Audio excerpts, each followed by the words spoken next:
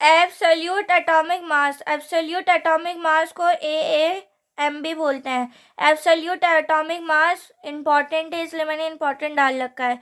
तो AM equal to mass of one atom of gram, gram में one atom देखा जाए तो AAM equal to mass of number of one atom multiply हो जाएगा 1 AMU के। इंपॉर्टेंट है इसलिए मैंने इंपॉर्टेंट डाल रखा है फॉर नीट। देखो नीट के लिए इंपॉर्टेंट है। देखो AAM निकालेंगे ऑफ हाइड्रोजन, हाइड्रोजन का मास नंबर 1, एटॉमिक नंबर भी 1, तो मास नंबर निकालेंगे तो 1 मल्टीप्लाई 1 AMU।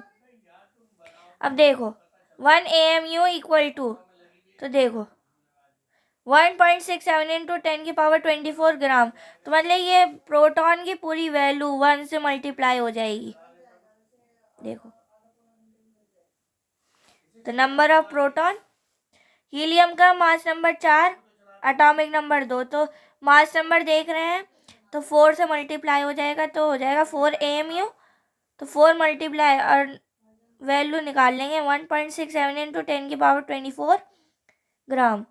मतलब ये पूरी वैल्यू हीलियम की अगर निकाल लें मास नंबर तो 4 से ये मल्टीप्लाई हो जाएगी पूरी प्रोटॉन की वैल्यू। लिथियम का मास नंबर 7, एटॉमिक नंबर 3, तो 7 से मल्टीप्लाई हो जाएगा तो 7 AMU हो जाएगा, तो 7 मल्टीप्लाई पूरी वैल्यू हो जाएगी प्रोटॉन की पूरी वैल्यू मल्टीप्लाई हो जाएगा 7 से। ऐसी कार्बन का मास नंबर 12 है तो 12 AMU, तो 12 से मल्टीप्लाई हो जाएगा ये। ऐसे ऑक्सीजन का मास नंबर 16 और एटॉमिक नंबर 8, तो मास नंबर से मल्टीप्लाई हो जाएगा तो 16 मल्टीप्लाई 1 AMU हो जाएगा, तो 16 AMU हो जाएगा, और 16 मल्टीप्लाई पूरी वैल्यू को मल्टीप्लाई कर देंगे। ऐसे ही सोडियम का भी निकालेंगे। सोडियम का एटॉमिक नंबर 23 है और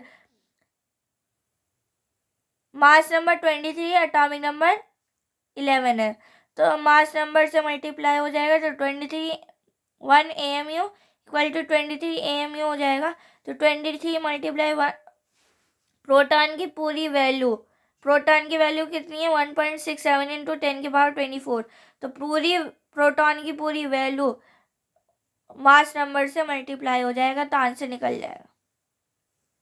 अब देखो स्मॉल जी को ग्राम एटॉमिक मास बोलते हैं। ये तक आप रिवाइज करके आना, जल्दी मिलते हैं नेक्स्ट क्लास में।